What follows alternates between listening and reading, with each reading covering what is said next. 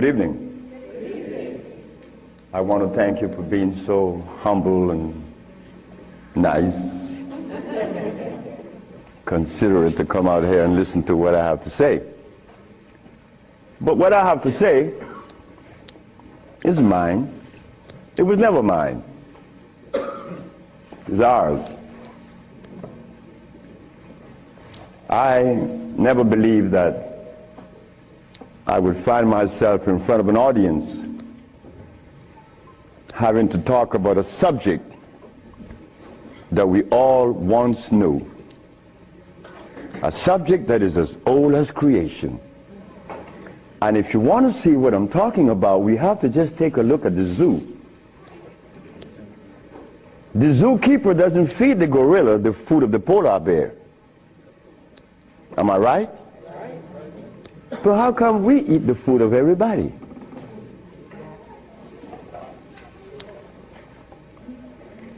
We'll begin this lecture by letting you know, first of all, I'm your brother.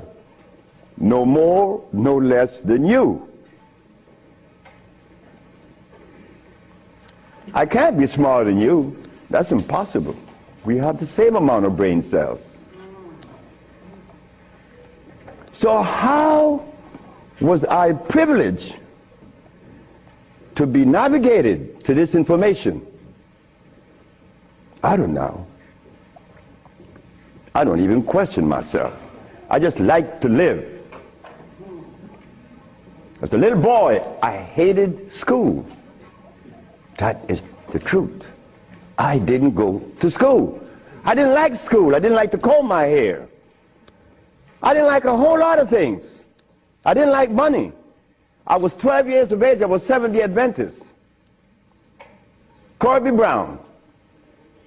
We left that afternoon from the church. It was the 13th Sabbath. I said, Kirby, how did you like the lecture? I didn't. I said, why you didn't, Kirby? Because they talk about Solomon. I want money. I said, Kirby, but when you have wisdom, you have everything. Well, I don't know what wisdom is now, nor then, but I knew that money was not my pursuit. Kirby said, I want money. We were 12 years of age, 1945. I'm 73 years of age now. In 1994, a young man by the name of Tom Flowers came to me and said, guess who is coming tomorrow? I said, who? Kirby Brown. I said, well, if I remember correctly, Kirby said when we were 12 that he wanted money. I hope he made millions of dollars. I don't have any millions. I don't even have $1,000. Which I don't. But that's okay. I live. I found that avenue, or it was shown to me how to live. Not to read books, because everybody reads books, but yet society is deteriorating more every day. Everybody reads books. The brother called the other day on the radio and said that he asked about corn, right? Corn? He read books. He said that the text, the Kemetic text showed him that corn is good. Well, he better examine his text, because corn was made by man. But anyway, Kirby said he wanted money. That was a Thursday. Tom Flowers said, Kirby is coming tomorrow. So I said, well, if Kirby didn't make his millions, I'm going to remind him that we are alive. We are alive. Kirby didn't arrive. Kirby would never arrive. They had to take axe to chop the hotel door down. Kirby died of a heart attack. Kirby weighed 390 pounds. Kirby wanted money. He became a cab driver in New York. I didn't want any money. I didn't want it then nor now. Because it's not important in your life. It was never important in our lives. The Maya shows that. The Maya built pyramids. The Maya lived for millions of years in the jungles of Central America. No money. The Africans? How long did we live in Africa without money? Since creation. Now they tell us we need money to fight AIDS. Brothers and sisters, we are at a deficit, a tremendous deficit, a deficit that if we do not pay attention, I'm glad I did. I'm glad I did, because I remained that obedient boy that just lost his mama 4 days ago.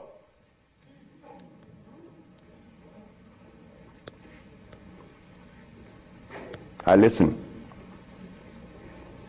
I listen. But to listen, you can't have a philosophy in your head. If you have a philosophy in your head, you cannot listen to anyone. I was there. I was a Seventh-day Adventist. I listened to no one but those things that came from the church. Well, if I was to listen to the church today, the Seventh-day Adventists, I'd be eating tofu. I'll be sick. You see? I'll be eating tofu. If I had gone to school, I would have become a medical scientist. I wouldn't have been able to cure AIDS, because they do not. They don't cure AIDS. If I had listened to all of the philosophies of Europe, I would have never been able to find the answer to the cure of diseases. But today, I'm going to share with you the African wisdom, the African brain, the African genesis, the African resonance, something that was never taught to us in the schools. Well, why should we expect the school to teach us something that would enhance our growth and save our lives? Why should the school teach you that? When in history has there ever been examples to show that one race of people is indebted to another? That has never been. Then you tell me that the white man is a bigot. The white man was never a bigot. He was never a discriminator. The white man is a person that obeys the first law of nature. Self-preservation is the first law of nature. So the white man, whenever he proceeds to preserve his race, and we sit back and say he's a bigot, it's only because we have lost it and we don't even know how to get ourselves out of this mess. I'm one of them. I'm you standing here. But one day, it was to be that your brother would be shown something that would change the profile of things. I left my country, where I was born then. In 1953 to New Orleans, I became a merchant seaman. I was 20 years of age. As a merchant seaman, I became an engineer 5 years later. I'm a steam engineer. Don't ask me how I did that, because that's going to baffle you, because I've never been to school, and I don't read books. I don't read books now, nobody's book. I'm not even going to read my own.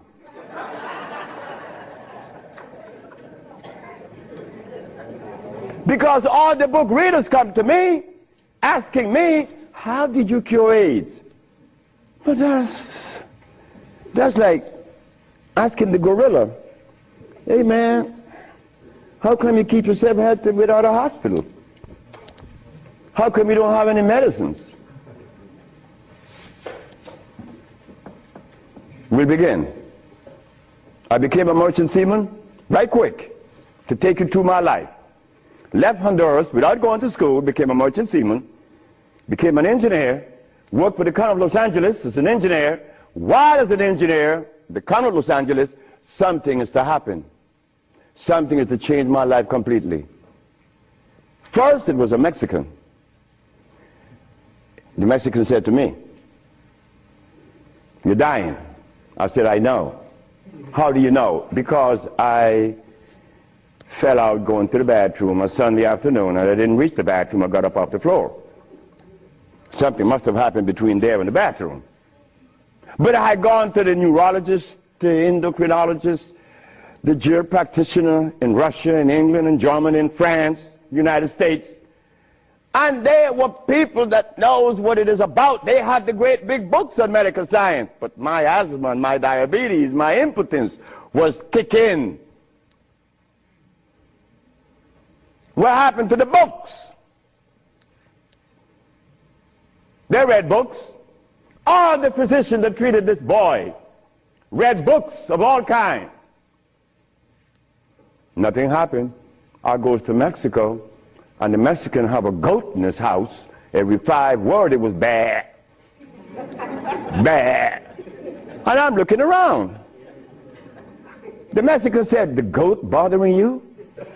I said, "No." "You're dying because you are disobedient." Then he brought the Holy Bible. "Honor thy mother and thy father, that thy days may be long upon the land." That's in the Bible, isn't it? But how could we honor our mother and our fathers when we don't even know what they were about? You don't tell that to an elephant, to honor his mother, because when he's born, he follows his mother and watch what his mother eats. Do you and I know what our mothers ate in Africa? We don't know, yet we dialogue. We dialogue on this level of intelligence because I know Plato, I know Aristotle, I know all about Diogenes, but you don't know what your mama ate. So everything that you talk about means absolutely nothing. So you see where they have us at a deficit? That's why we need each other's. Now, when I became an engineer, the Mexican said, "Stop eating. Don't eat anything." For how long? 3 months. I said, "Are you crazy?" He said, "No, you nuts." You ask me if I'm crazy. You've been eating garbage for 30 years. You've been eating garbage. And I'm going to remove the garbage for 90 days, and you ask me if I'm crazy. What was I eating? Hog maws, chitlin, neck bones, crackling bread, Lawn in New Orleans.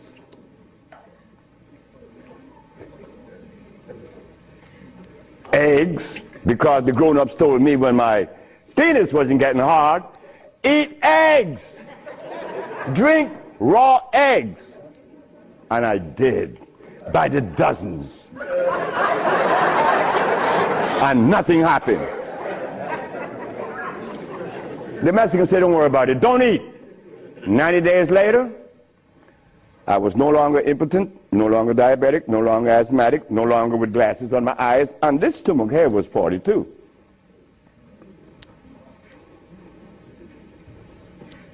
What happened to the science that the physicians were using, medical science?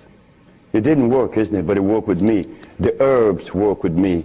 This Bible says,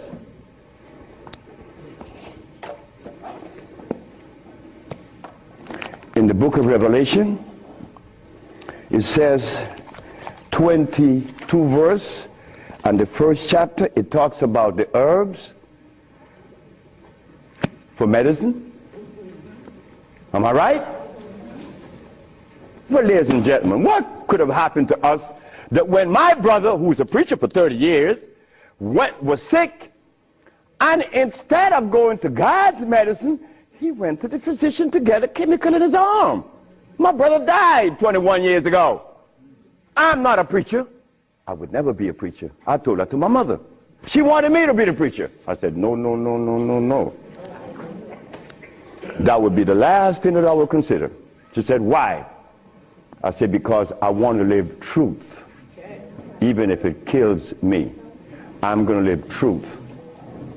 And truth is, the Bible says that the herbs are for the healing of the nations. But the preacher, when he gets sick, he go get a chemical. What is the message he's sending to God? Come on, just be truthful. Let us be truthful today. If never again in our life, let us be that today.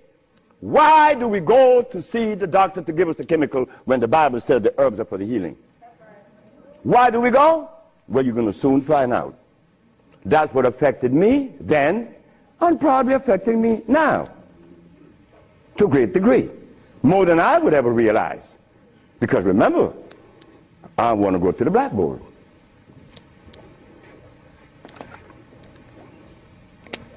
Roughly speaking, Africa. Way overhead we put America.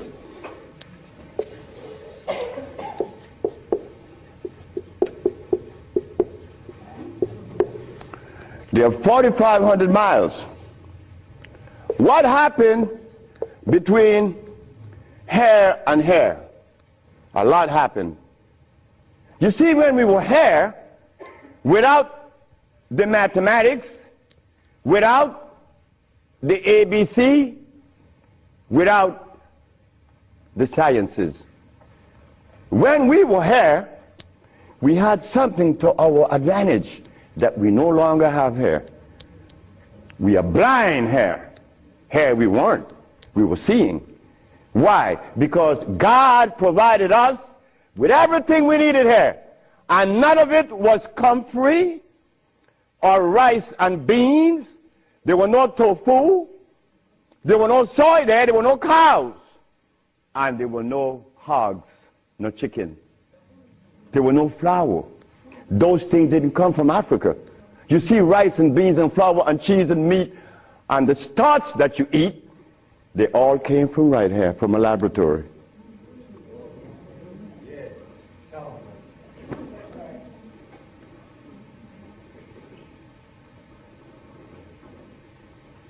Now, for us to eat, you have to have in your big skull the understanding of biochemistry. But when we were here, we didn't have to know anything about biochemistry. Why? Because God doesn't make poisons. You see, God doesn't make carrots. Well, let me put it here. Stop the garbage. Anytime someone tells you that tofu is good for you, that someone that just gave that information to you has one eye open. But he's confident that when he tells you to eat carrots and you drink it, you have both closed. So a one-eyed man is king where everybody's blind. But the one that recommends the tofu is only half seeing. He's blind. He got one eye open only. But he doesn't know it. Example.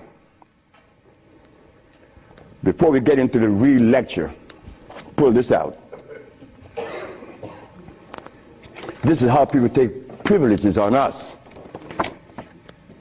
They don't care about us. They bring us information that, oh God, that's why the rest of the world laugh at us. Because they know that we have both eyes closed. Here it is. Moringa.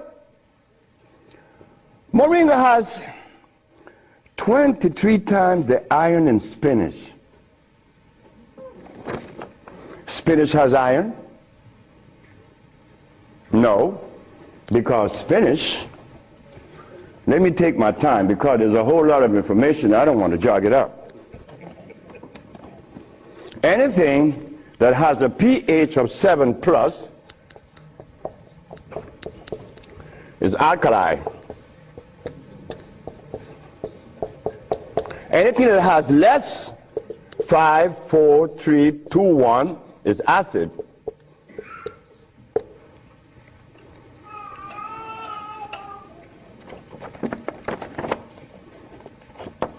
Spinach.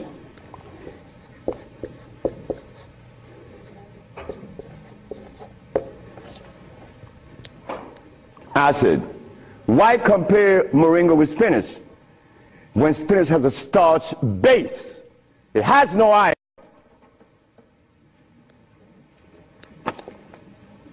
7 times the calcium in milk. Milk has calcium. Well, I stopped drinking milk 42 years ago, and I could fall on my knees. You drink milk with moringa, because they said to mix it with milk and some pages hair, you're not going to fall on your knees at 73. You're going to leave your knees down there. 11 times vitamin A that you find in carrots. Carrots has vitamin A. Carrots belongs on the acid side of life.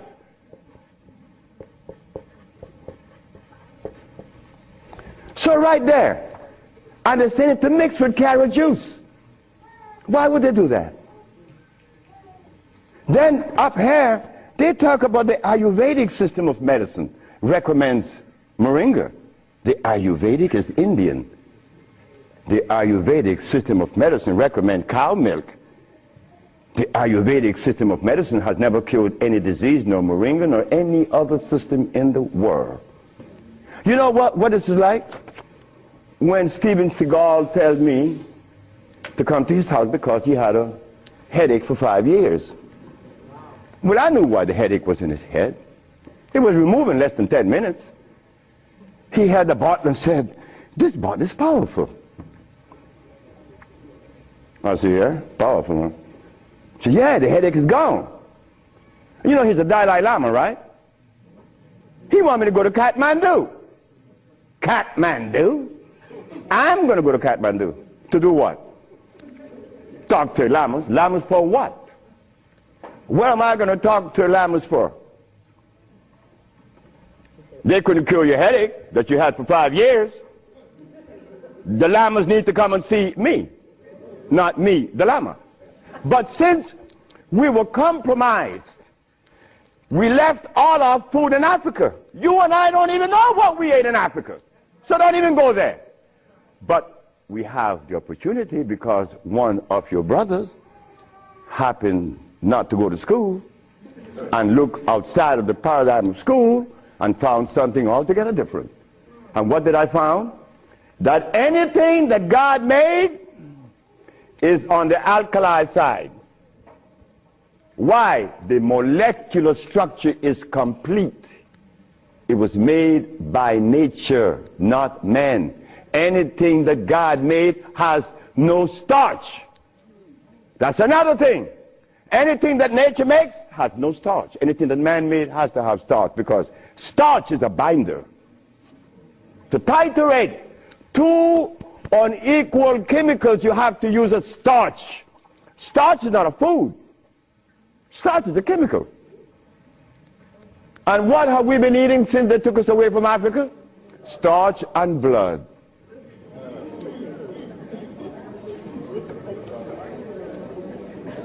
Starch and blood. We didn't eat blood in Africa.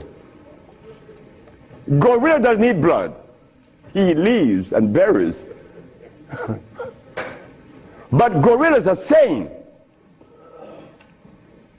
They listen to each other, and they have a society well put together. Well, Sebi, when he became the engineer, and he found out that the pH value of things had a lot to do with healing and the properties that's to be used, I was happy. I used to run home. Guess what I found? I found that the herb that everybody's talking about is acid, and everybody's using it. What herb is that? Comfrey. She said, what? I said, yes, it's on the acid side. And so is rose hips, enchirecia. What about golden seal? That's right, golden seal was made. It's like the stick that you put in your mouth. They call what? What they call it? The chew stick. What they call it? Liquid stick. Everybody have liquid stick in the mouth, right? But liquid stick was made. It has 50 times more sugar than does sugar itself. It has glycerinic acid. You see, we didn't have to study biochemistry in Africa because everything we had there was on the alkali side, so we could eat anything. But when they brought us here, you know, put some clothes on now. And after they put the clothes on you, come here, boy, you got to get in front of this classroom. You have to learn this ABC stuff. But hold it now. Gorilla doesn't take the cubs to be trained by polar bears. Gorillas train her own cubs. The gorilla way. But no, you and I, our parents couldn't do better. They had to take us to the school because they wanted to save us, you know, protect us, because that's mother. Mother doesn't want child to suffer. So mother was shown that if child didn't go to school, they'd be illiterate, and the society is made up where you must go to school if you want to buy a Mercedes. But in our society, school, what you mean by school? We don't have such animal. We build things. And those who've been to school can't even build the pyramids today. Not in Honduras, not to mention the pyramids in Mexico. They're 4 times the size of the pyramids in Egypt. Oh yes. I know Ben joking and didn't talk about that. But that's okay. Because he need help like I need help. We all need help. So the school that we thought was going to be so equitable, so useful, has become a deterrent. Because those that have been to school doesn't cure anything. How did I learn and I didn't go to school? Easy. You know, we baby-aged kids, we don't die. Right? We do it. I'm not wiser than you. I may be more mischievous than you. I know that because I do some mischievousness that you would not believe. But anyway, as an engineer, I went to work one night and I began to test herbs. And I began to see that all the herbs that you guys are using are acid, every single last one of them, except for burdock, yellow dock. They're natural herbs. And the other one, which is the red clover, that's a natural herb. You know, they're alkali. They're very good. So I began by compounding herbs from all over the world. And lo and behold, a blind man was killed named Mr. Fredericks. Then the Japanese, Fred Takashita's wife, was killed of endometriosis. She had a baby. She was never supposed to have a baby. It's a white lady from Utah. My boss brought his daughter and his brother with ulcers. They were killed. The boss came to me one afternoon and said, "So you're going to leave me?" I said, "Yep." He said, "You're going to leave me? On your resume, you said that you didn't go to school.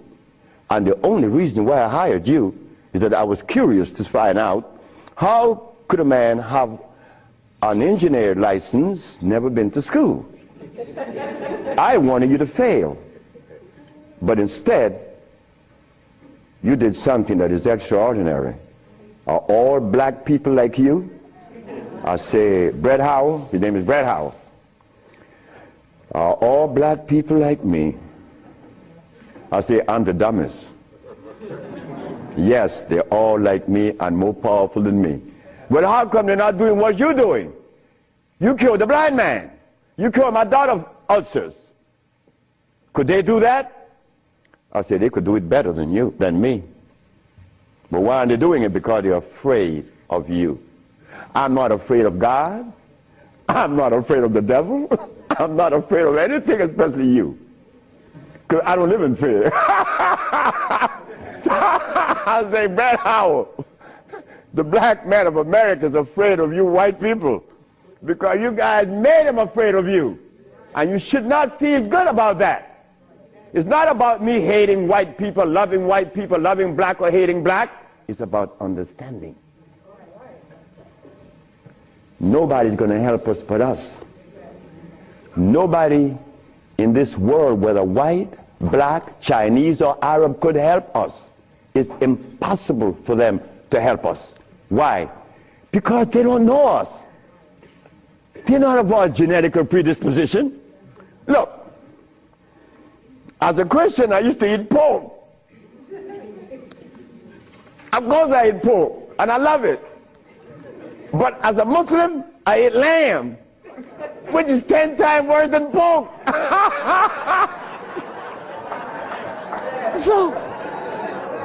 So what do I do? Who do I turn to? So after I quit my job, the boss said, wait just a minute, because I think you're crazy. You're leaving your job as a steam engineer in 1980, when Herpes in 1980, I'm making $2,900 a month. I'm going to leave my job with 10 years seniority to come after some herb that you didn't like. Why did I do this? I had to do it. It wasn't that I could see that far. I can't see beyond my nose. Talk about years ahead. But I had to quit my job. And I had to question myself, why am I doing this? But I did. And 1980, the boss is looking at TV, 1987, on the 10th day of February, and he see CNN, Alfredo Bowman, a.k.a. Dr. Sebi, is arrested for practicing medicine without a license, selling product not approved by the FDA, and claiming to cure AIDS and other diseases, which is a fraudulent claim. The boss saw that. The boss' wife is in the bathroom because he told me the story himself. He called her out, come and see the man that's arrested. If he says he cure AIDS, I know he cure AIDS, because Bret Howard knew that I would never compromise myself to a lie. When I talk, I know what I said is the truth, but I also know that in America, you could also be dead right.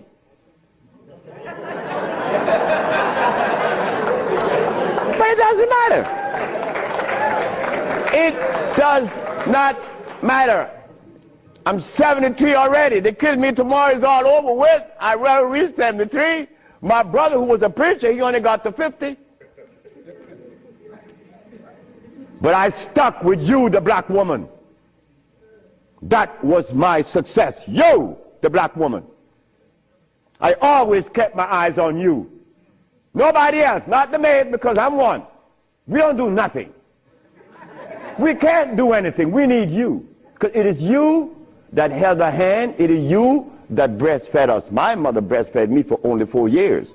But that was sufficient.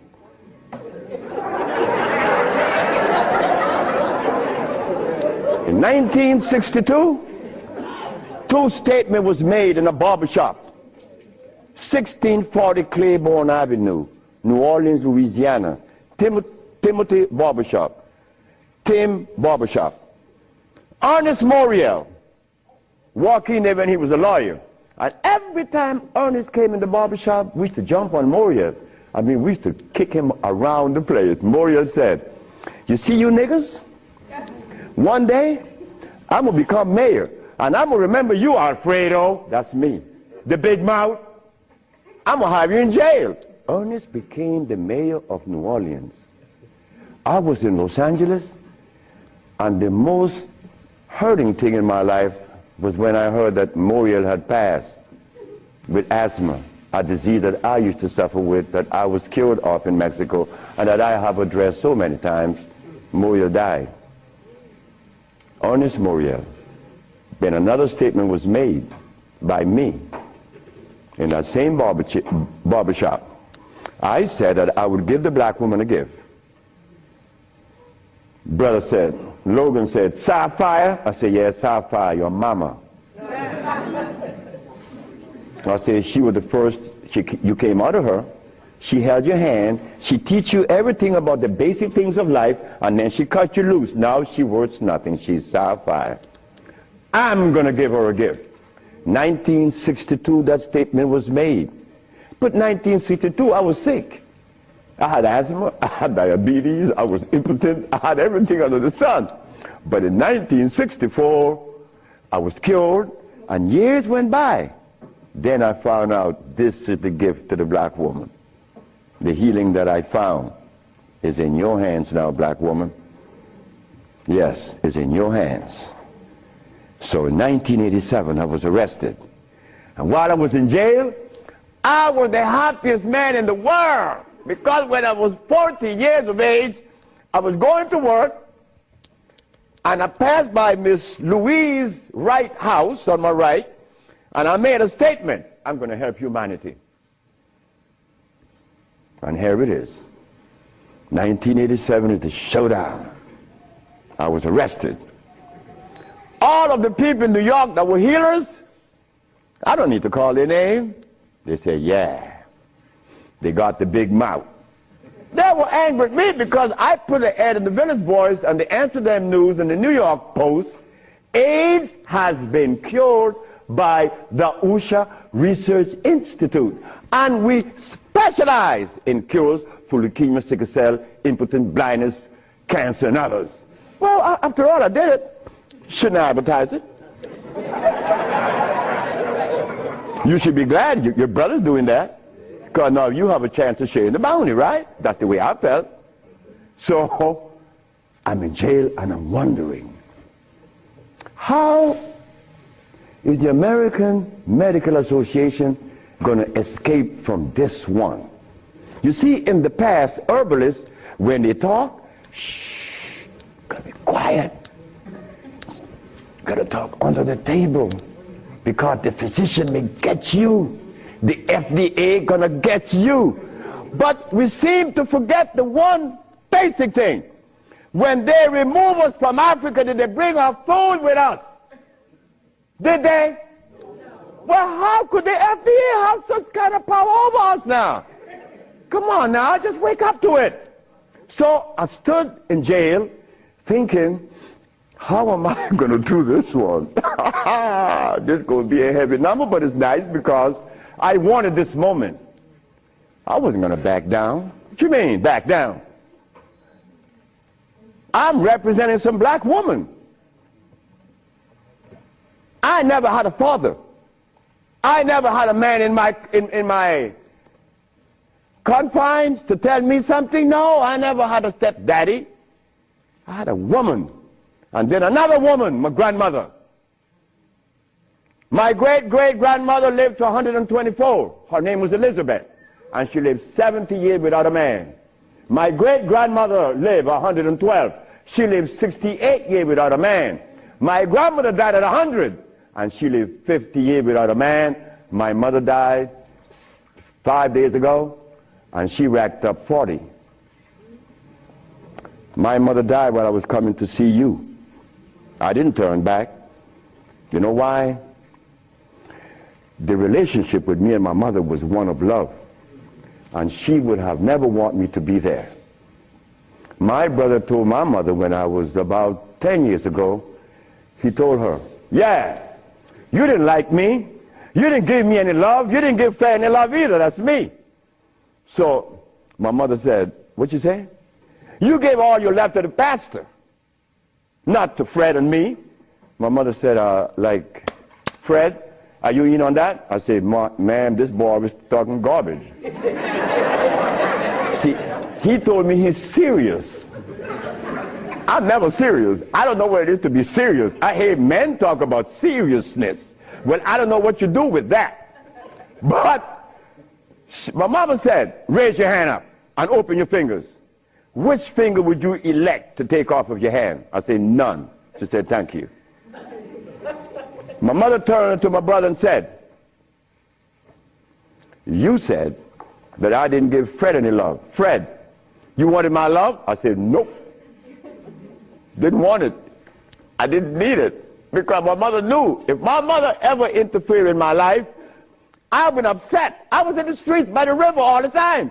My mother knows, all mother knows the child that needs her love, her attention.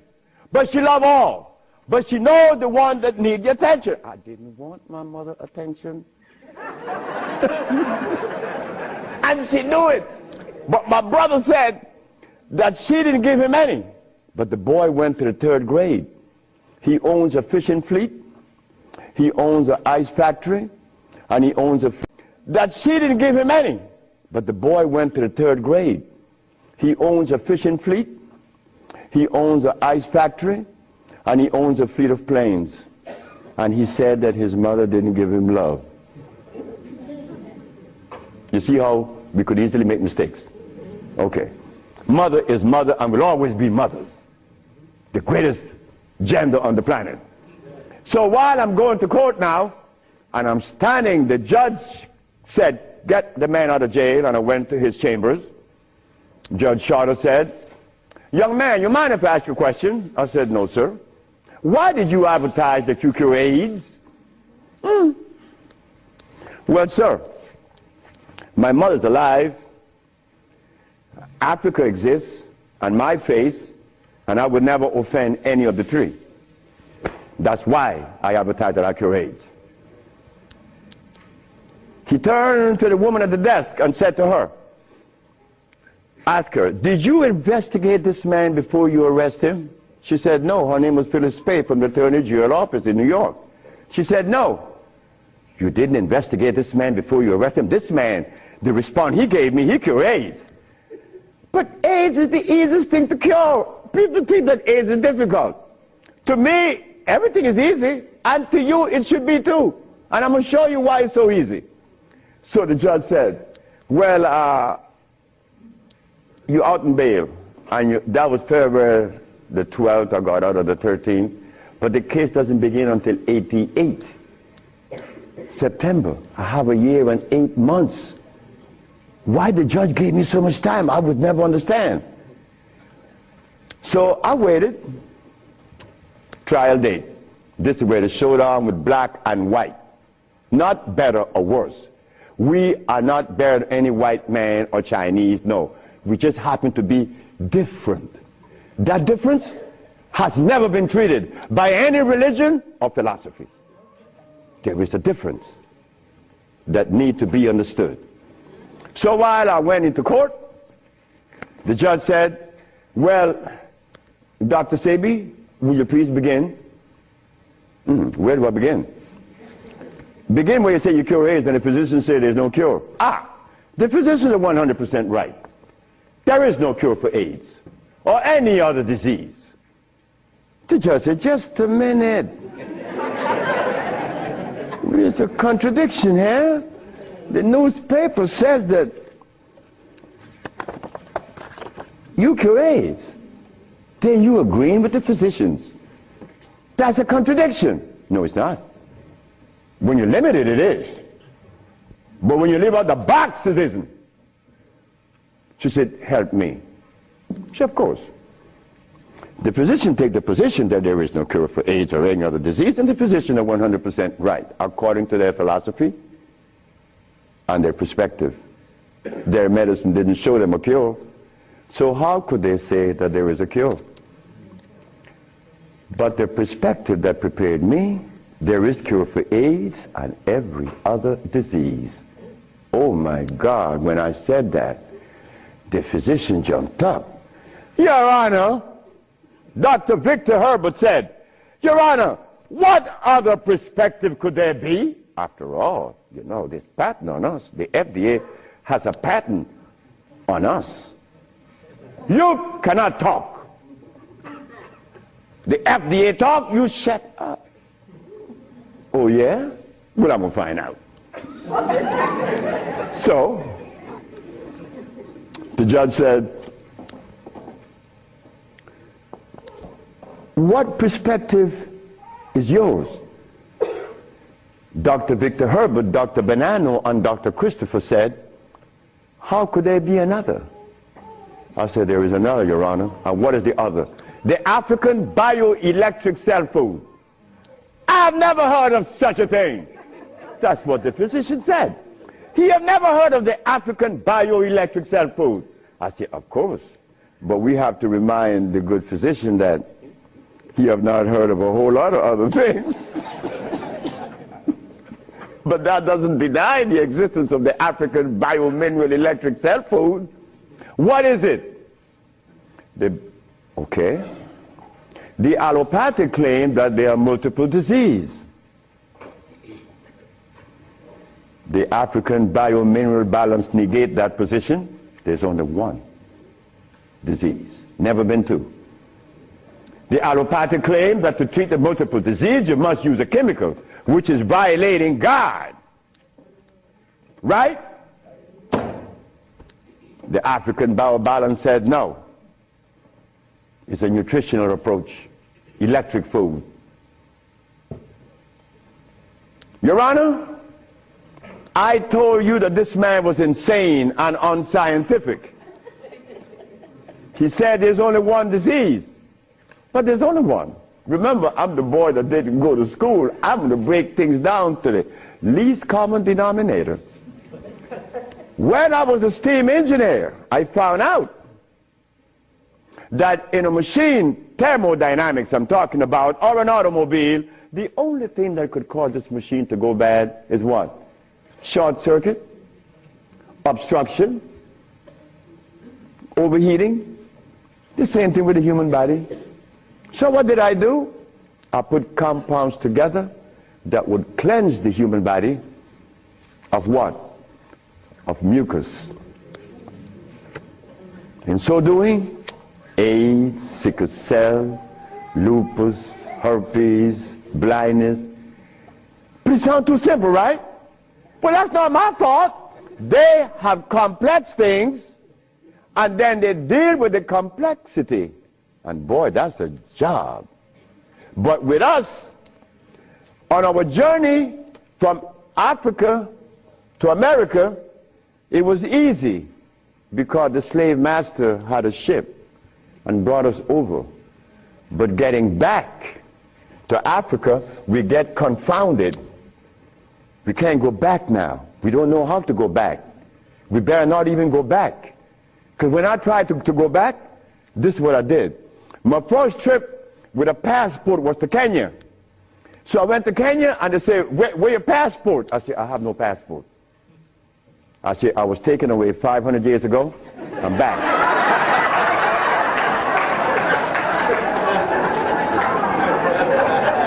When I left, I didn't have any passport.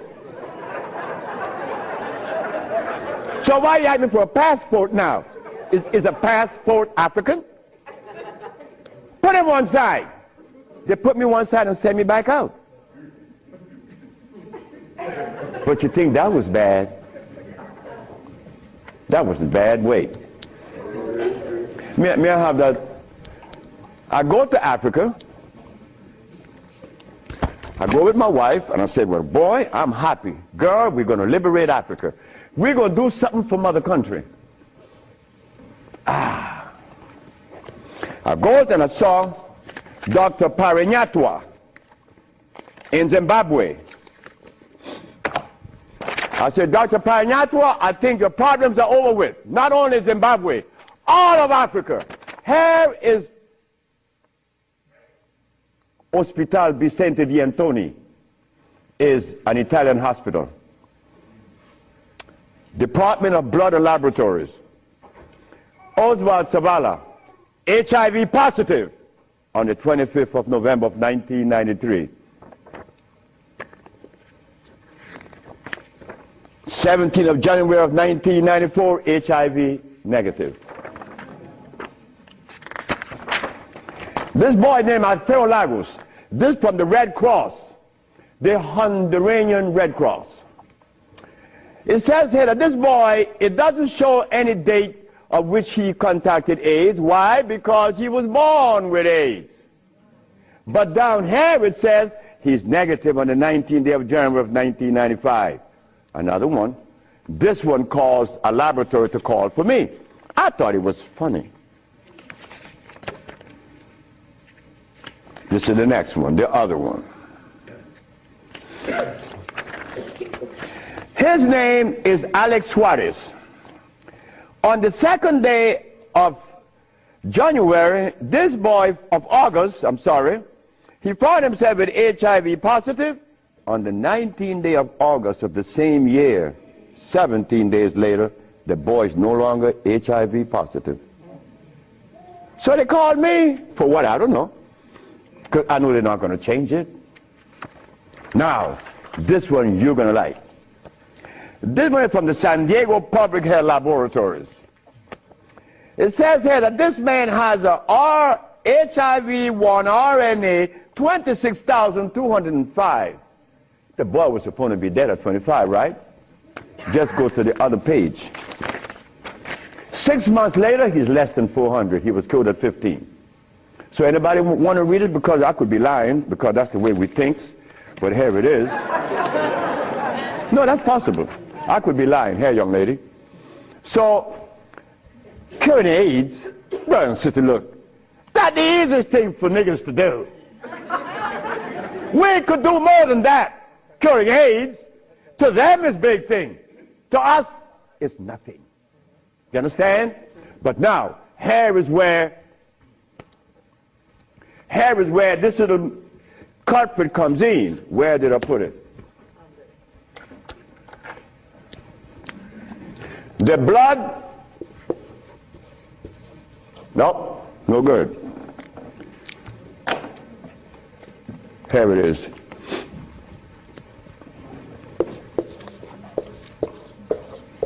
Blood and starch.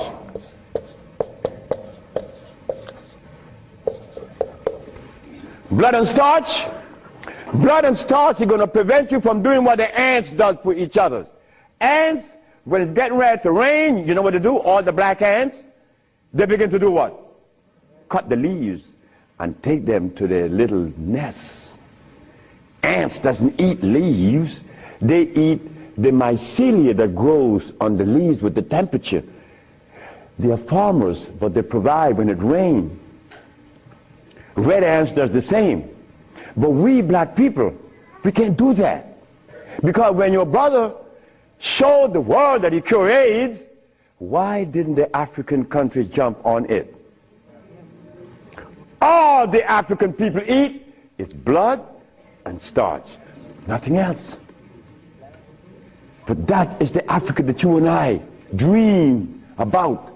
The Africa that we want to save. The Africa that we all love. I found out that there isn't a president in Africa that is interested in the cure for AIDS. Not one. No, I'm sorry. Only one. I'm not going to name the country because I may jeopardize the country. Because the one thing I learned, that when you begin to talk favorable about a country or individual, they're going to soon get him. That is a fact.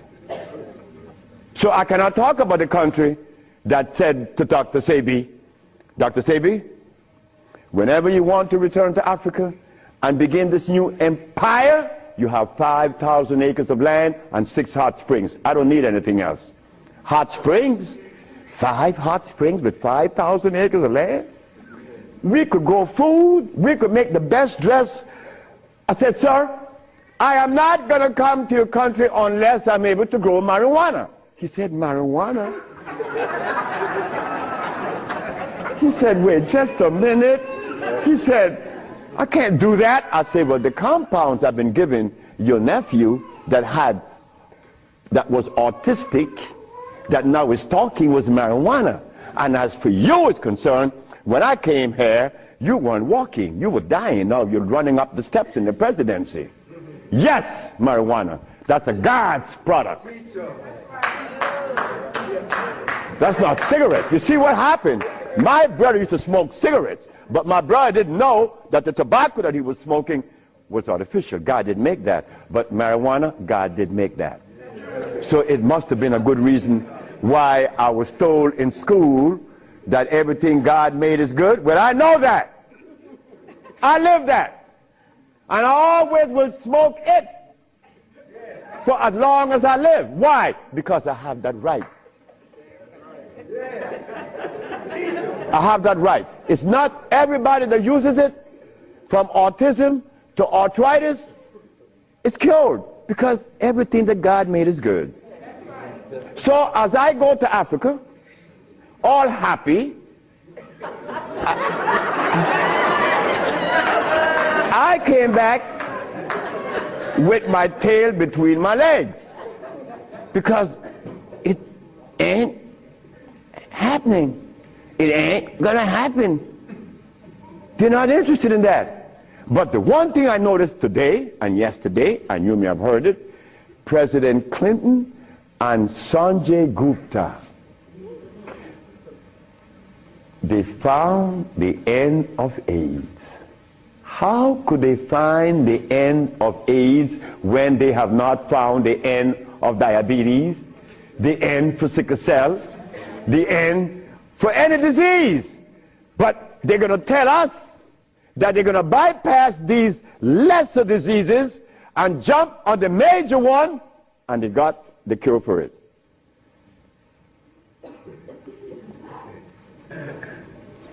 I got documents to substantiate that I cure AIDS, right? So what's up? What's up? Well, I'm going to show you what's up. When I was in Zimbabwe, the Department of Health said, why do you come to us saying that you could help us? And your leaders in America didn't help you. My leaders in America? What do you mean by that? They mentioned Minister Farrakhan. I said, just a minute. I don't follow any man. I follow women. And I don't follow sick people. Because if I follow sick people, then I got to be sicker. I go to Brazil. They say, why don't you, if your leaders didn't help you, why should we? I say, my leaders, again, they brought these leaders in front of me. And they mentioned something like Al Sharpton and Jesse Jackson. I say, oh God. I say, why you all ask me about these people? I never knew of Jesse Jackson or Al Sharpton or Oprah Winfrey promoting something that is equitable and good for the black community. That's never been. What they could do is march. That I know. But why do you ask me about it? I'm asking you, why can't you incorporate this in your repertoire? You said me, I have no leaders. My leader is my mama. The biggest testicles that anybody I've ever seen, they was on my mama. So don't ask me about leaders. I don't follow leaders. I never was part of that thinking. I don't need anyone to lead me someplace. So now I'm asking you, what do we do now? I cure AIDS. Are you going to call Oprah? You don't need to. She could advertise 1 million pieces, broken pieces, right? But that's fine. But she cannot advertise the cure for humanity. But there's one little dude that got himself in trouble. And he was totally unaware of what was going to happen. This little dude, I'm home with my wife, enjoying myself, a Sunday afternoon, looking at TV, somebody threw a rock on my window. It's Randy Jackson. What did you want? My brother want to see you. Your brother? Michael? Okay. I went. Well, he's sick as hell. Well, I treated him, and he got cured. He saw it, and he was encouraged to take me to the Rayburn building on Capitol Hill. Oh my God. This is going to really confound you. Michael Jackson took me to the Rayburn building on Capitol Hill on the 31st day of March? April. No, of March. March. It was March. 31st day of March of 2004. I said, why are you taking me there? Because you cure AIDS. I said, but what makes you think that they are interested in that? What makes you think that the world is interested? I don't care if it's any country in the world, they are not interested. Especially Africa. They were never interested. AIDS isn't killing Africa. Hepatitis C is killing Africa. All of West Africa is red line for hepatitis C. you talking about? But they're Muslims. So they have to eat the Muslim food, which is goats and lamb.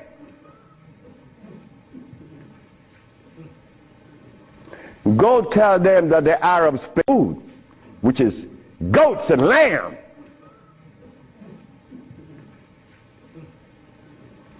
Go tell them that the Arabs played a trick on their brain. You cannot do that. Me, I remain the son of the jungle woman. The jungle woman that didn't have any clothes on. Yeah, I am her son. I stuck with her and she liberated me. You have to hear this.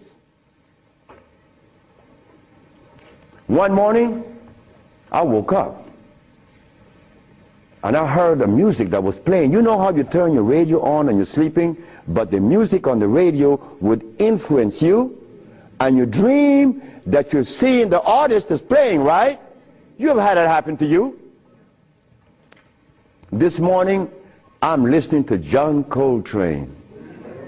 4 o'clock in the morning on channel 850 on the TV.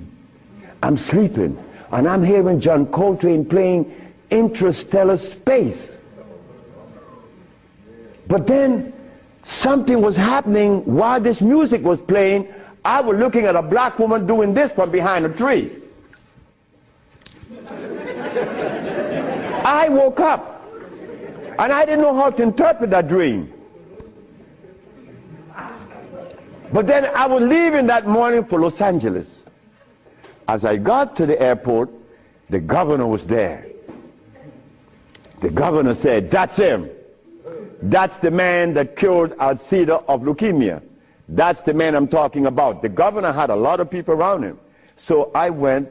I was leaving for Los Angeles. He was leaving for the capital. He didn't know that we were going to meet that morning. So they was talking to me and asking me questions. Finally, 2 men that were standing away from me, they were white men from the United States. They came up to me and said, "Well, we have heard of your miracle cures." I said, "Sir, I don't even know what a miracle is, especially perform one. I just happen to cure leukemia. That's not a miracle. To you it may be, because your school of thought have you to believe that curing these diseases is one great big feat. No, it's simple common sense.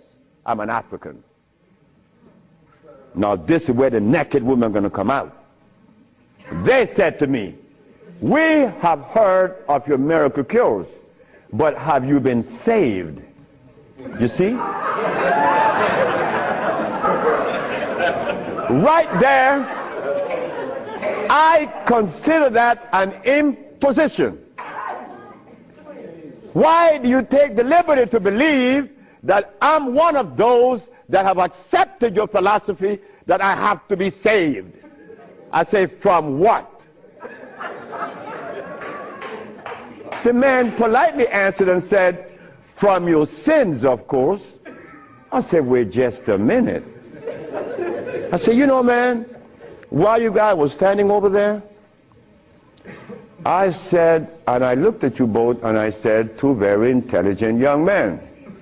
But now I have to question that." He said, "Why?" I said, "Well, because the color of my skin should have prevented you from asking me that question, have I been saved?" He said, "What does the color of your skin have to do with anything?" I say, "It has to do with everything. I am the son of a woman that was taken away from the forests of Africa. To begin with, she didn't have any clothes on. But she didn't have any alcohol. And she didn't have any prostitution. And she didn't have any supermarkets. And she didn't have a hospital. And she didn't need anything that God didn't make. And she didn't have any money. So all these things constitute sin. So my mother in the jungles was sinless.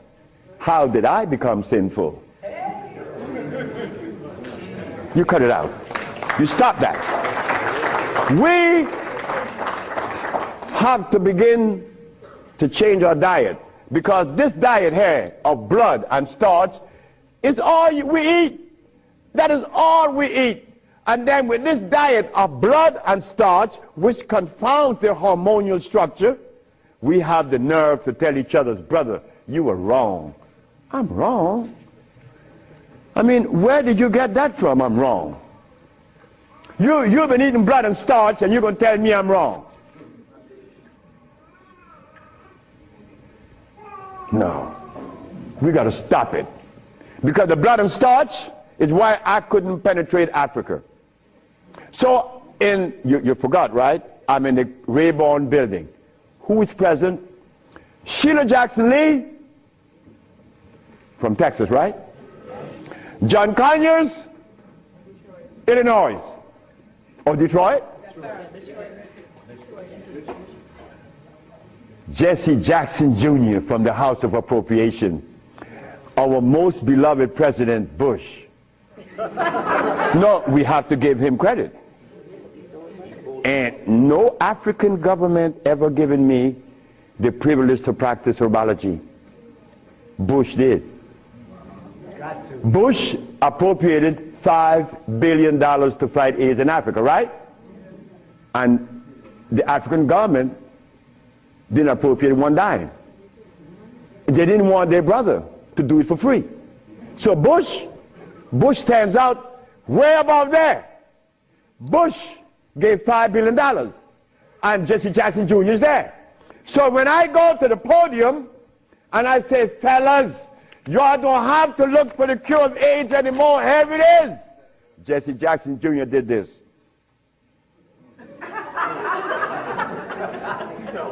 I said, I'm going to talk about this. I have to write about this in my book.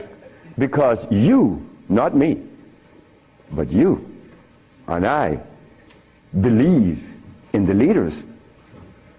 We hope that they could do something, right?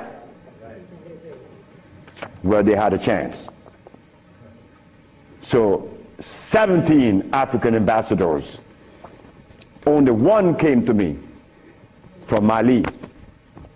The only man came to me and said, Dr. Sebi, I have to respect your position, and I appreciate your position. You have proven that you cure AIDS, and I would like for you to go to Mali. But that's not the country I was talking about previously. He just presented himself that day. But Jesse Jackson Jr. didn't tell you that I cure AIDS, right? He didn't tell his daddy either, isn't it? And Miss Sheila Jackson Lee didn't talk about it, right? And so did John Conyers. So who gives a damn? You see? But that's good. That's good. We don't need leaders, isn't it? So we're going to do it. Because we're doing it now. Because those black women I'm talking about, there's one sitting there. They are going to tell the world we cure AIDS. But last night, Clinton and Sanjay Gupta is on CNN talking about the end of AIDS. How about the end of sickle cell? How about the end of lupus? How about the end of herpes? How about the end of blindness? They didn't find those, but they find the end of AIDS. How is that possible? Are we going to buy that too? Are we going to let them continue to say that there is no cure for AIDS when your brother is curing it? So we are guilty. We are the one that's guilty, not the leaders, because they're sick. All the leaders are sick. You can look at them and tell they're sick. So we have to forget about the leaders, right? So which animal in the forest follows a male? None, right? They all follow females. So how did we begin to follow males? I mean, that was the most, look, the one thing I wanted in my life was a woman laying by me as my significant other or my wife, that she didn't have a God or a devil in her brain. That woman is sitting there. Because I could not have a woman laying by me and she worshiping something else. I mean nothing to her. No, you worship you. That's who you worship. That's who we worship in the forest. And we were doing quite well because none of us, her children, could talk about how long did our parents live in the forest of Africa. You don't know. For millions of years since creation. Did we have money? We live a perpetual vacation. Never got to wear this stupid suit on. When I didn't have to wear any clothes. But now just to live, I have to have a $15,000 suit on, a $5,000 shoes. I have to have all kind of stuff on me. And then I qualify.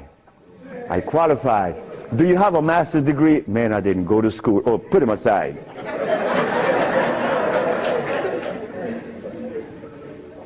So in essence,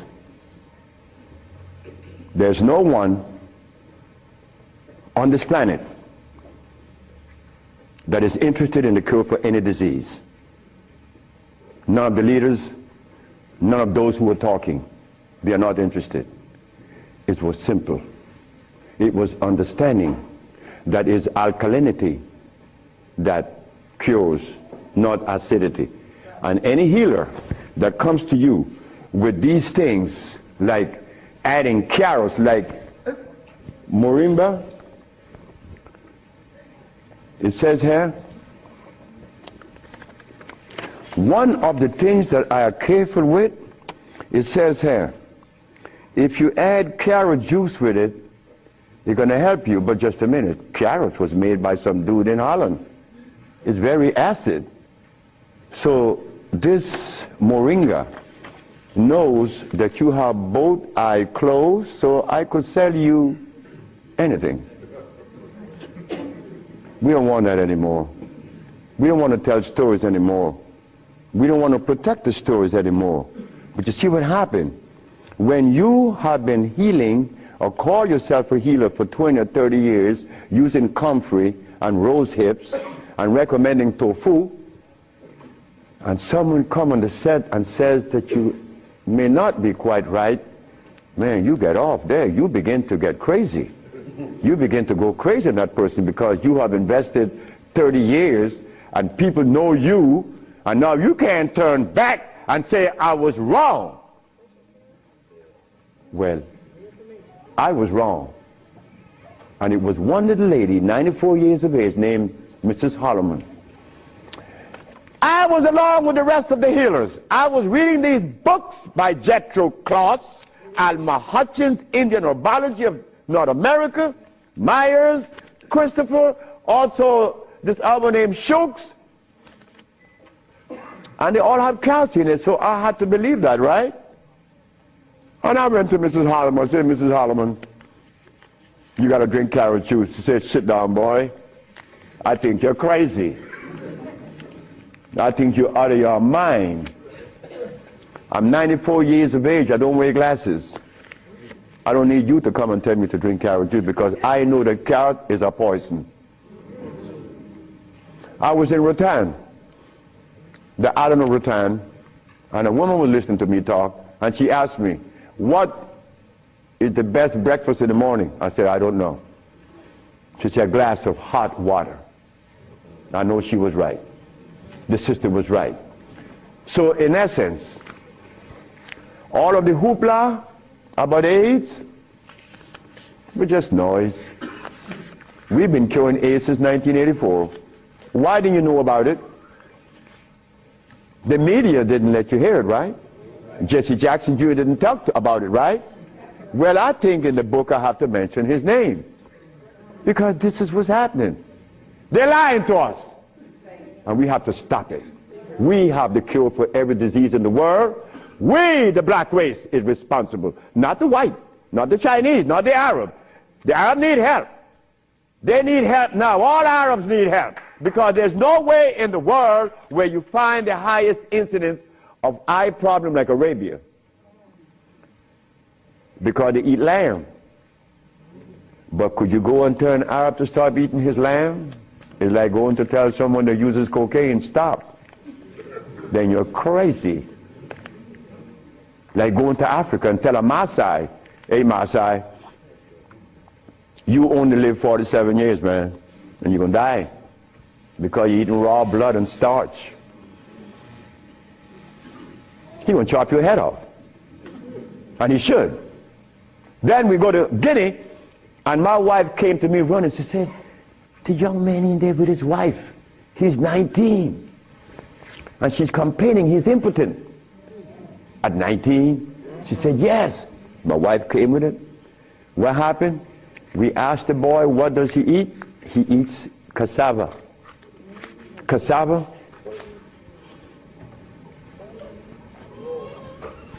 We say raw?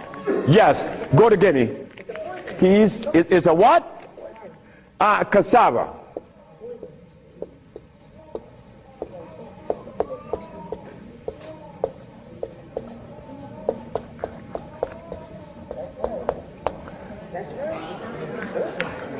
I want you to go to any African country and tell them, no, just ask them, please, why do you eat cassava? Oh, this is African.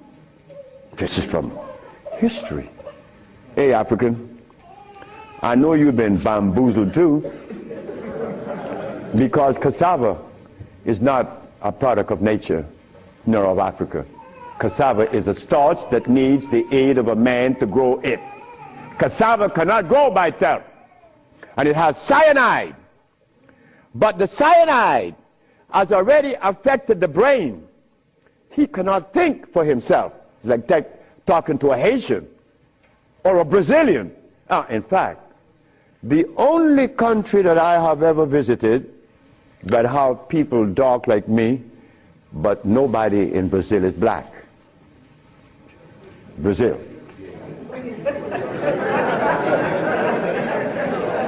If you go and research the census of Brazil, you will never find a black person in Brazil. Everybody is white. That is how much they have offended us, that we hate the very image that God made. Something is wrong. Something got to be wrong. Me,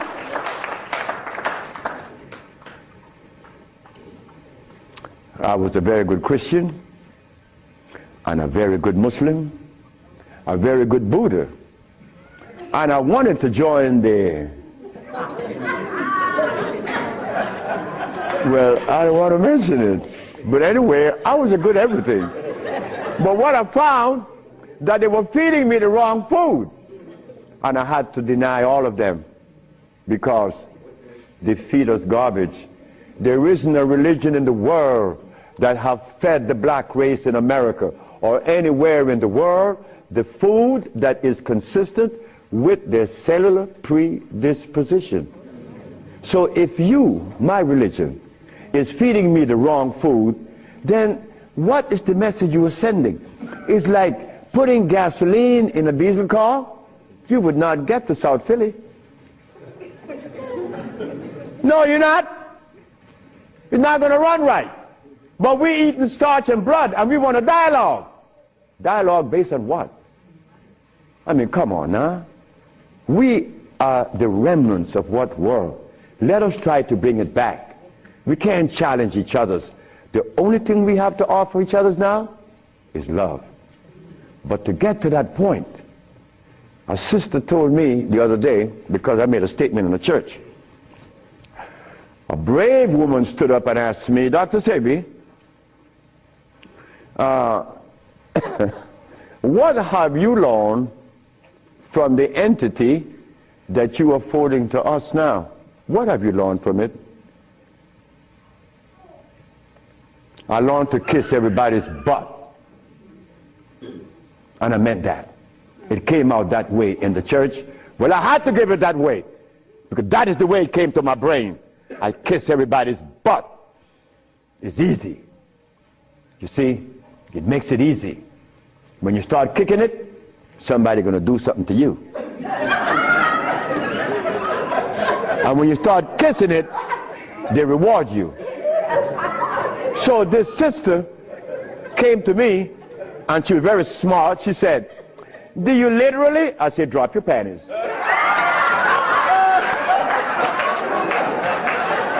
Well, I came out of a woman's vagina, I could kiss her rear end. That's easy, isn't it? Is it easy?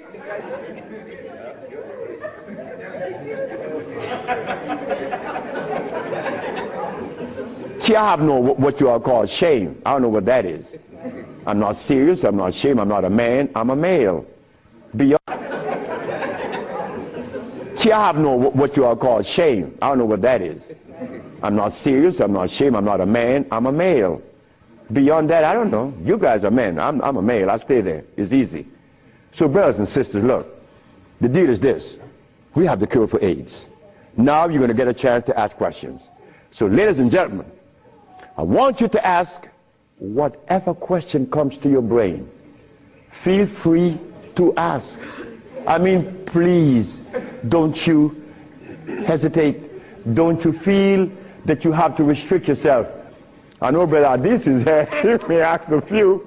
I'm glad to see the brother. You know, Brother A.I.D.S is a brother I've been knowing for years. Stand up, brother. When I saw the brother the other day, I was very encouraged because the brother looks good. Yes, sir. I appreciate the brother. The brother looks good. The brother, I remember him on Sultan and Kwasi in New York. I would hope that Kwasi would come. And a bunch of other brothers. It was a bunch of us brothers. We were in love. New York was, look, we were in love. There was a love that we used to share that was so nice, so warm. But none of us, or all of us, understood that we couldn't follow anybody. Because if you start following one, you have to dislike the other group. But I'm a black man, I have to love everybody. I have to love Muslims, I have to love Buddhists, I have to love Christians. So if I have to love everybody, then I'm going to make it easy. I ain't joining nobody. Because I have to love everybody anyway. So it makes it easy. So now we go to the question. The sister and then you, another, yes. Good afternoon. Is it necessary to circumcise the male child? Again, sit down. The sister asked, is it necessary to circumcise the boy, the male child? Well, who started that? European. Who? My last little girl was born. I said, you're not, I told her mother, if this child is born and I'm not here, you will not cut the navel string. Okay? You understand? Listen to me now, Fanny. You will not cut this baby navel string. Okay. And I'm going to tell you how to do it. When the baby's born, you put the baby on your chest and let the baby suck your breast. The placenta is going to come right out. You put the placenta in a bowl and put some flowers on it. Keep the navel string attached to the baby until the placenta. 4 days later, it falls off the baby. You throw away everything. No cutting, no stress. No, it isn't necessary to circumcise, because I was never circumcised. It was you. Next. I've been treated by you before and was very successful with it. But I'm a backslider and I want to know, what is the cure for AIDS so I can get back on track? She said that I treated her before and that she was cured, but something happened. I don't know. She wanted to get back on track. And the next question about how do I cure AIDS? Well, I have a daughter now that's 21, and she's the key to beautiful things. She's the daughter of this woman. Her mother hated me, and with all rights. The woman was right. Oh God, she was right. I had 2 wives in the same house, and this woman is in love with me. Oh God, this nigga is crazy. He's a Solomon. Nigga, look, you are a jive, MF. Her mother cursed me out. She cursed me out, and I'm standing looking at Miss Margaret, and I could see the hurt in her eyes. Because this woman is in love with this man that already have 2 wives in the same house. Boy, what do I do? And I find myself in this triangle here and don't know how I got in it. But years went by. No, she got a baby, she got pregnant, they kick her out of the house. But that's okay. She had the baby, little girl, Zave. Zave grew up. Zave was 19. She cured her mother, her grandmother, of diabetes.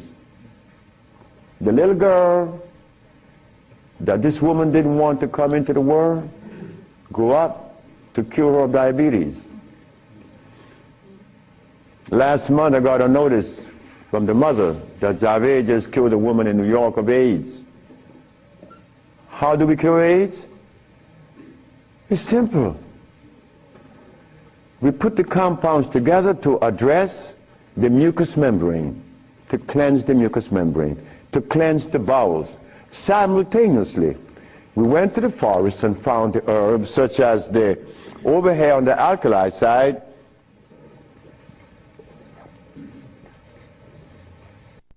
sarsaparilla is an herb that has the highest concentrate of iron. Fluorine, iron. Guaco, that is a plant that has, I thought I had a stick with me because I'm always chewing on it. This is guaco. Guaco is a plant that would definitely strengthen the immune system because it is iron again. But it has potassium iodide, no, potassium phosphate, not iodide. Iodide comes from the ocean. Kankansa, that's an African plant. Kankansa is an African plant. This plant has one of the highest concentrate of what? Potassium phosphate. Those are just few of the plants. We use about 40 some odd plants to cleanse the body, strengthen the immune system, and electrify the system, because you want to electrify the body. That's how simple we cure AIDS. We cure AIDS. We don't treat AIDS. This thing here says that Moringa said, and they keep repeating it, that they uses it with the belief that it's going to cure. They think, oh no, we got to stop talking like that. We cure. That's how we got to start talking. If you don't cure, get out of the way, because you're lying to people. Next question. The brother. Peace and blessing. I'm really enjoying your lecture, and my question is, when you see a client, what's your thought process? When I see a client, my thought process, I already know what the brother needs. Like the Mexican knew what I needed. The Mexican said, you're dying because you have disobeyed. Without, unconsciously you disobeyed. So when a brother comes to me, I already know what the brother needs. I don't need to go into a whole bunch of scientific jargons and intimidating the brother by putting light in his eyes, iridology. I don't do that. I don't do anything. I just give you what I know you need. People come to me for compound from Japan. She killed a woman in Japan named Kaoto Kita in Kobe. She never seen a woman. She was in hospice already. With cancer what? The lungs. There you go. Cancer of the lungs in hospice. She never seen a woman. In a month time, she's vacationing in Hawaii. Okay, there you got it. Yes. Harder than you. Yes, the sister.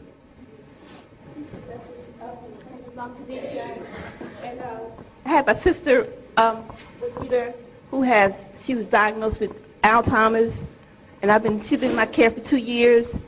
I do have her on a fresh food diet, all organic foods, all raw foods, and I'm seeing a big improvement. But I feel as though she needs some other things. And what else can I do to help her?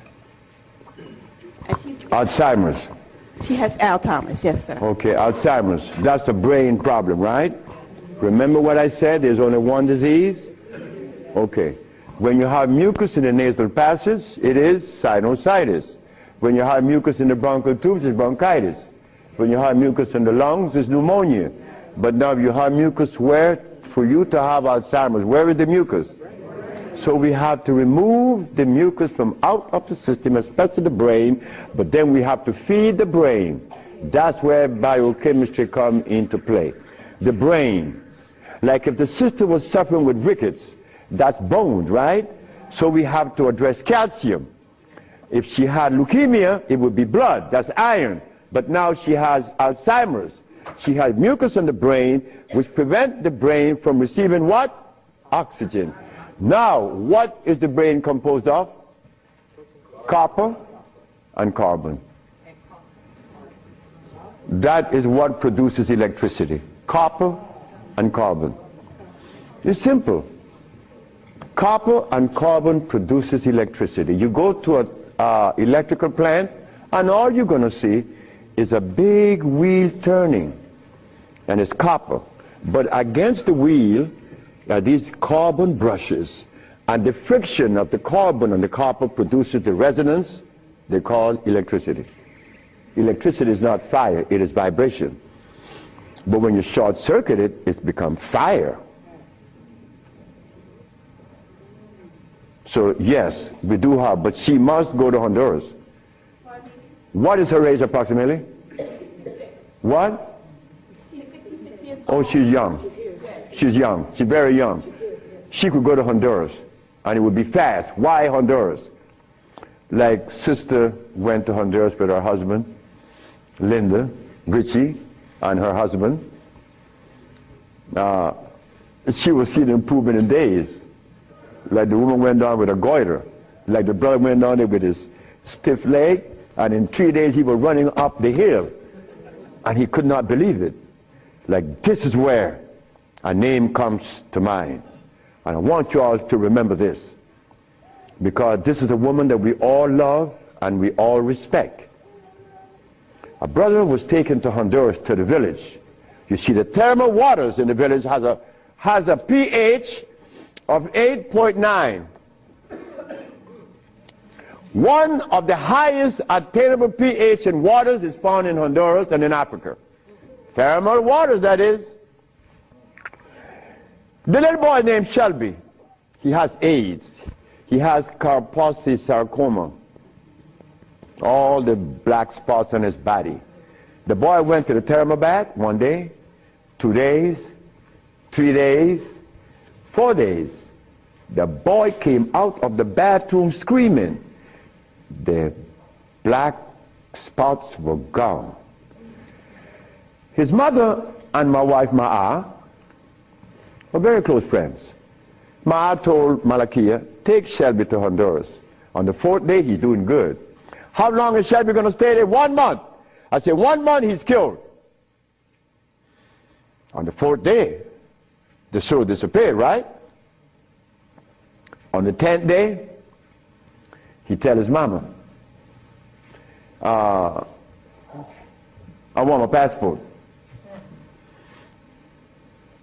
She said, for what? I want to go back to Los Angeles. Dr. Sebi says that you have to stay here a month.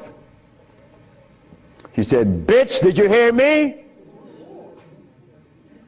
That is what we, mothers and fathers, get from our children today because of those hamburgers. It wasn't Shelby's fault. It wasn't that child's fault. That child went back to Los Angeles and began to use crack and died about 2 months later. But Malakia is telling the sister that you all know very well about the incident. Present was Oprah Winfrey, and she said, she was telling the story to her aunt, which is Maya Angelou. Well, I'm nobody. I'm nobody anywhere in the world. I just happen to cure AIDS, but that means absolutely nothing. My son told me I messed up. I should have been a boxer in cracking people's jaws. I get millions of dollars. But the crack jaw come to you and they pay you pennies. So you are nobody, daddy. In this world of today, curing AIDS or any disease means absolutely nothing. I am not a famous person. I'm insignificant. So Miss Oprah Winfrey said, well, if he's that good, how come I haven't heard of him? Well,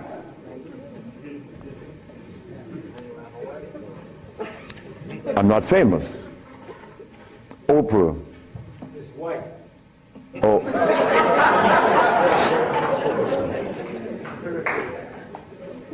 My book would be out in July. I know she's not going to advertise it, although she suffered embarrassment with 1 million broken pieces. But that's okay. We have to remember the blood and starch. So when you go home, you remember that blood and starch, because that prevents you from liking you, from loving yourself. Because I was there. I was there. Did I want to blow my brains out once? Yes, I did. Well, why was that? I was stressed. I was eating blood and starch. But when the Mexican came and said I was wrong, I listened. And here I am, 42 years later. Do you see the benefits of this? A Mexican came to rescue me, to rescue you. So we cannot. But wait, the other part of it is Africa. There isn't an African country that I could go and practice herbology. But why did Bush, who all of us think, or most of us think the man is bad, how come I could practice herbology in the United States? You got power over him. That's why. I don't have any power. No, I don't. Because I don't even know what power is. I just know what's mine. That's all. I know what's mine and what's yours, what's ours. So what's ours, when the Supreme Court said, the FDA said, you are not supposed to sell these products. Exhibit A. The FDA said, what? That I'm not supposed to sell my products? Well, maybe the FDA knows the food that is consistent with the African cellular predisposition. Because when they removed us from Africa, they didn't bring our food with us. Maybe the FDA knows about these foods. Could you tell us, please, Mr. FDA? But when the FDA talks, we get scared. Scared of what? They're not God. You understand me? No, I don't have any power over nobody. I don't want that. If you know what I like to do, you will know I don't want any power. the brother in the back. Hepatitis C. Yes, sir. Mr. Charles Fisher. Who is Charles Fisher? He was the manager for LL Cool J. That was my second case of hepatitis C. Yes. What is hepatitis C? The liver has been stressed. Right. Beyond. Hepatitis C is nothing. Maria Elena from San Pedro had cancer of the liver. Her mother and her aunt bought the black dress to bury her. The doctor sent her home to die. Maria Elena's sister saw a newspaper with me in it. She said, hey, there's a nigger down there in Jutiapa that got a big mouth that says he could do a bunch of stuff. And she came. 2 years have gone by. Maria Elena is healthier than her sister. Yes. What is hepatitis C? It's when the liver has got so toxic and loaded with what? With poison. Blood and starch. So we clean it, clean the body. Because you have to clean the intestines. You have to clean the liver. You have to clean the blood. Because all of these have been affected. Yes, brother, we have cured many of hepatitis C. So what herbs would you use, doctor? It's not an herb. It's a therapy. Therapy? It's a therapy that we have. Okay. I was so encouraged to, what's that, interferon. Interferon? Yeah, I was encouraged to be... Brother, interferon is something that's been on the set for 25 years, and I have been curing AIDS and sickle cell and lupus, herpes, blindness, and paralysis. Interferon doesn't do that. Interferon is a chemical that is derived from the penis of a brother. You know that, right? You know it. Yeah. That's not even right. Come on, the Bible says The Bible said the herbs are for the healing of the nation. The Bible didn't say anything about chemicals. Right? Okay. So now, we could tell the world, yes, we object. Oh, one more thing. One more thing that's very important. Many of you have insurance companies, right? Insurances. And on that sheet, it says that they do not honor anyone that is not accredited physicians. Meaning that you are compelled to go to see a physician to give you his chemicals. But now, they are telling you that they are God. And that you have no other recourse. But let me tell you something. Yes, they have to honor us. Because we have the only compound in the world that is consistent with our cellular predisposition. Nobody else. Can you give us some foods that are alkaline? Food that are alkaline. We could begin with mushrooms. We could begin with mushrooms, quinoa, quinoa,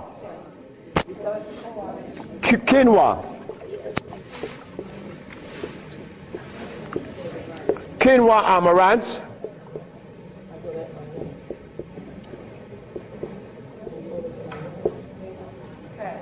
mushrooms,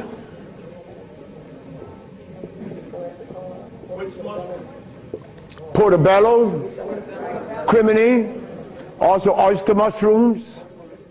Many people are of the opinion that oyster mushrooms or mushrooms are fungus. What is a fungus? A fungus is something that grows on you and eats things up. Mushrooms are the product of mycelia. This is a network that nourishes. I have cured many diseases, psychological problems, with the Stropharia cubensis.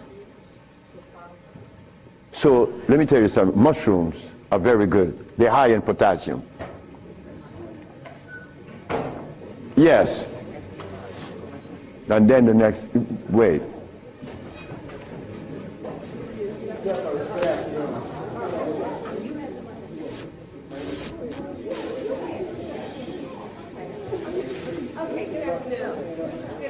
Good afternoon, ma'am. I know the blood and the starches, two of the things you said that we should get rid of. I'm working really hard. I've gotten rid of the blood. I'm having a hard time with the starch. I just needed an idea of some things too. To substitute. Yeah, substitute. Well, and one more question, water. I do the distilled, but I hear a lot about, you know, drink spring, drink distilled, which I do the distilled a lot. Okay. About the starches, you could eat quinoa or amaranth. And also spelt. You could buy the spelt pasta. Spelt. You could buy spelt. I eat a lot of spelt. And you know something? I learned something lately, like I'm learning something every day. Because I don't know everything. I don't want to know everything. And it's impossible for me to know everything. But I learned this.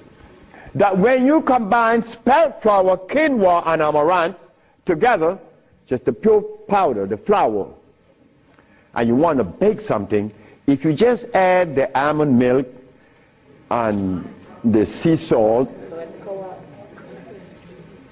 and the other ingredients, such as you could add a little bit of what? Agave is good. That's very good. But now, if you want this flour to rise up and be fluffy, who said sea moss? You did. You cook the sea moss to a jelly. And you take about 2 tablespoons and you put that cooked sea moss in the batter along with the almond milk and the rest of the ingredient, and that stuff becomes fluffy. I said, this is a natural yeast. And someone hit me to that, which was Gary, right? Gary Ricketts worked with me for many years, and he still works with me. And he put that together. He made a waffle. Oh my God! I used to go to Gary's house in the morning just to eat his waffle. But his waffle was sweet because he used to put the maple syrup in it in the batter, and then he make the waffle. You didn't have to put any maple syrup on it after that. It was delicious. And in the morning, okay, just let me go quick through all. Peace, Dr. Sebi. I wanted to know if you accepted practicums, internships. What's that? Internships, like practicums, to come and learn. Well, I came from Honduras, You come from Honduras? No, I want to practice. I want to know if I could have an internship. Oh, if you want to... I know you say black woman is key. So oh, as a student? Yes.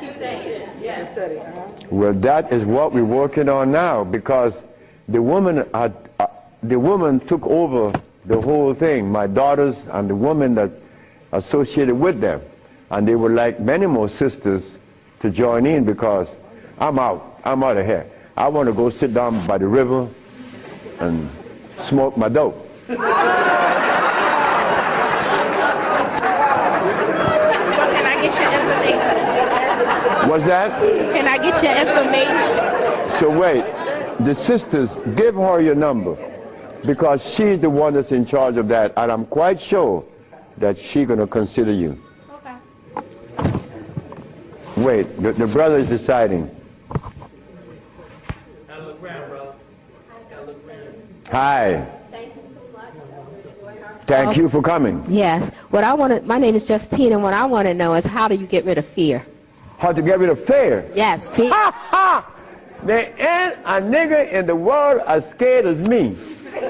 And you want me to tell you how to get rid of fear. But you know something about fear? Fear.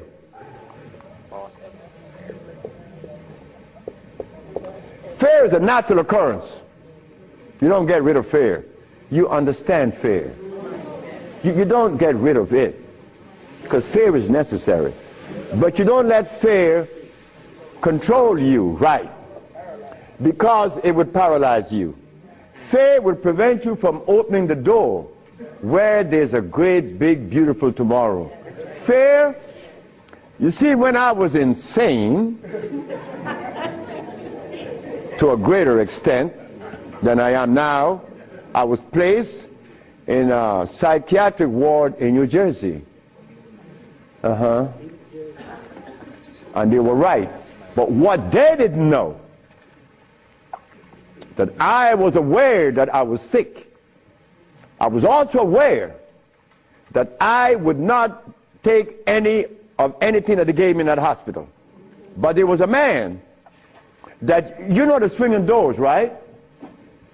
A swinging door is a door that opens both ways, and you're going to swing it. And every time he came to his door to go inside his room, he used to stand there. And he could never open that door. I used to go by and swing the door, and he'd go in and say, "Thank you, man." Why couldn't he open that door? Fear. But once you open the door and you see this great big thing, fear is gone. A bright tomorrow, hey, I'm no longer in fear. But then comes another one that's going to trick you.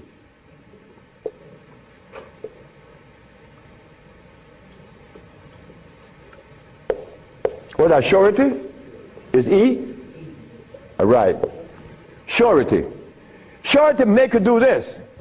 Yeah, I'm bad now, but there could be a quicksand there, and you're gone. So you learn that when you conquer fear, then you walk, but you test carefully.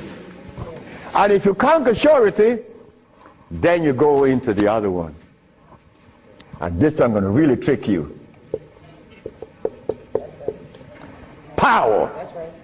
Power gives you a freedom to execute, but not to violate. Because if you violate, even though you're in power, they will kill you. They did that to Nicolae Ceausescu, right? In Czechoslovakia. Because Nicolae Ceausescu wanted everyone to stop eating meat. Because he knew. But you don't change people overnight. They killed the man. Because he imposed some other laws on them that were cruel. He used to kill them too. So power has to be understood, not to be misused. Then if you survive power, then you get the last one that's going to get you.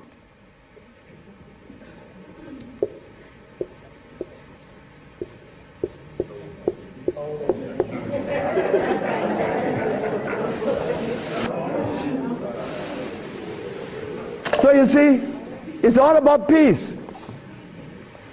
I'm happy that I'm 73 years of age and that I'm happy, but I have to thank the Mexican.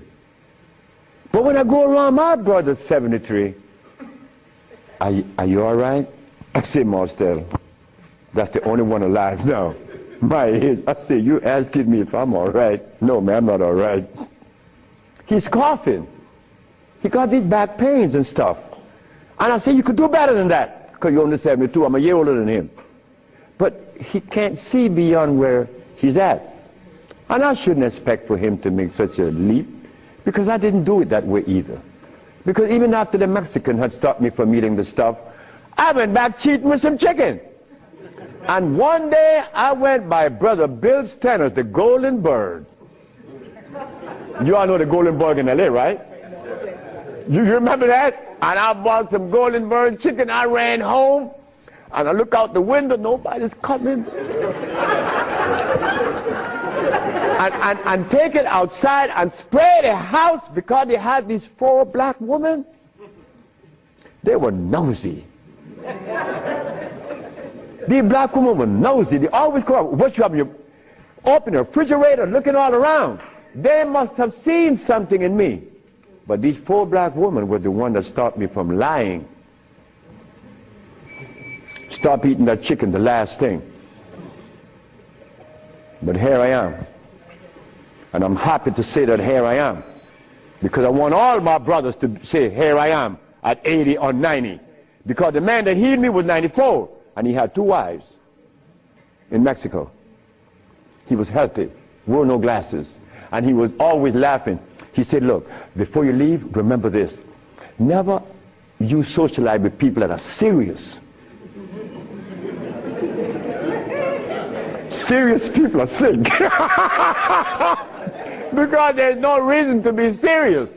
Because I cure AIDS and diabetes, I've proven that. And I'm not serious. I'm your brother. I want to play with you. I play with my wife all the time. I don't have no time to this other stuff. If this other stuff comes in, then something is wrong. Next question. Hi, Dr. Sebi. My question is, as a woman, how do you cure high blood pressure and rapid hair loss? High blood pressure and what? Rapid hair loss. Rapid hair loss? Hair. Or hair? Hair loss. High blood pressure. High blood pressure is easy. Just stop eating. Where we have the product to remove the pressure immediately. People go down to Honduras, and in less than 3 days, the pressure's down. The man just came from Caymans. That's right, Caymans. Grand Caymans. He came down with high blood pressure, diabetes, and impotent. A young brother, 52. 3 days later, man, my pressure is down. Dr. Sebi, my pressure is down. I see, yes, I know that. What's the problem there? Why are you so amazed? 5 days later, my sugar is gone. I don't have no more sugar. And then, on the 10th day, he come with his girlfriend telling me. I like to see that. Because I was impotent. And this old folks in Honduras was telling me to drink eggs and wine and meat, cheese, butter. And the Mexicans say, you're crazy. Stop eating, and you can get all the sex you want. Stop eating, and it happened. So brothers, if you're in trouble, stop eating. And there's a product outside, they call it Viento. Brother, I don't care how much in deficit you are, you will be out in less than 24 hours. I know. I have to be abreast with that because my wife is 20 years younger than me. I can't allow this woman to get ahead of me. You understand? And she looks good and she's youthful. So I have to maintain energy. And I want all of you brothers to understand that that stuff that we eat, wait. Just draw this for you, that we will see what it is I'm talking about. Because this is important.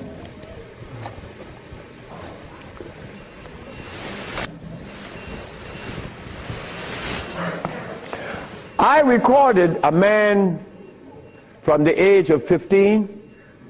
I saw his life because I was a curious boy. Remember, I'm the boy that didn't go to school. So I was looking at things that the schoolboy wasn't looking at or seeing. This man named Brindley, he was in his 20s. I was 21, he was 25, 4 years older than me. And he was the dude, a woman's man. But when I was in my 40s and I went back to Honduras, Brindley was 46, I was 41. And Brindley was like, yeah, man. Yeah. Yeah. His wife gone. She's a seamstress. She's gone a long time. But when he was young, he had every woman in the world. I said, Brindley, what happened? Man, you know, I'm old now. I said, hey, nigga, you're 46. I'm 41. There again, what is old?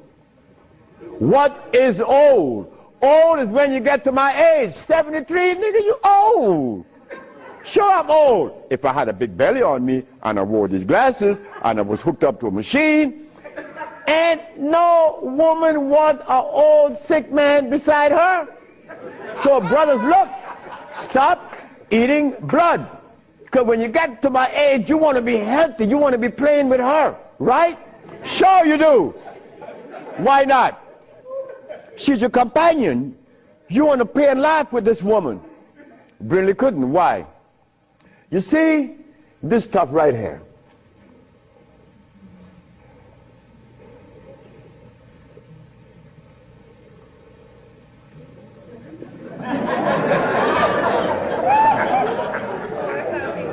This is what a man plays his manhoodness with, his penis. Yeah, I'm a man. But in here,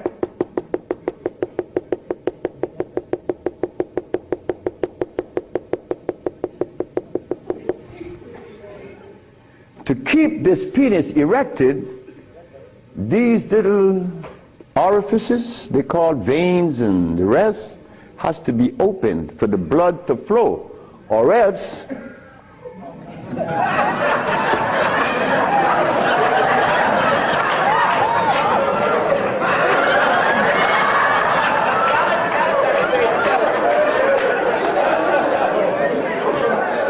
you think I can't talk about it? I was 30 years of age. That was happening to me. And the last person that saw that was a woman named Audrey Williams. She said, what's wrong with you? I said, I don't know. She said, you're sick. You better see a doctor because you're too young. You're 30 years of age. And I did. And it happened. But I had to stop eating. On the 1st, 2nd, 3rd, 4th, 5th, 6th, 7th day, I was happy. On the 8th, 9th, 10th, 11th, 12th, 13th, 14th, I was going and holding on to the bathroom.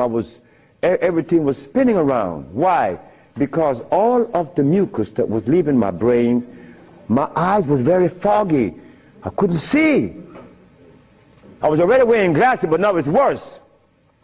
But on the 17th, 18th, 19th, on the 17th day I woke up, I was looking at the ceiling, and I remember feeling so calm. A feeling that I had not experienced in many, many, many years. I was calm. On the 27th day, I didn't hear the wheezing in my chest from the asthma. My diabetes, I couldn't find glucose in my sugar. But on the 57th day of fasting, of not eating anything, I had an erection. Why? Why? Aha! They drain out. It drained out because I was taking these herbs and drinking water. Taking these herbs and juice and drinking water. And the body got a chance to do what? cleanse itself. You see, it's easy to bring back that happiness that we could love, that we could share,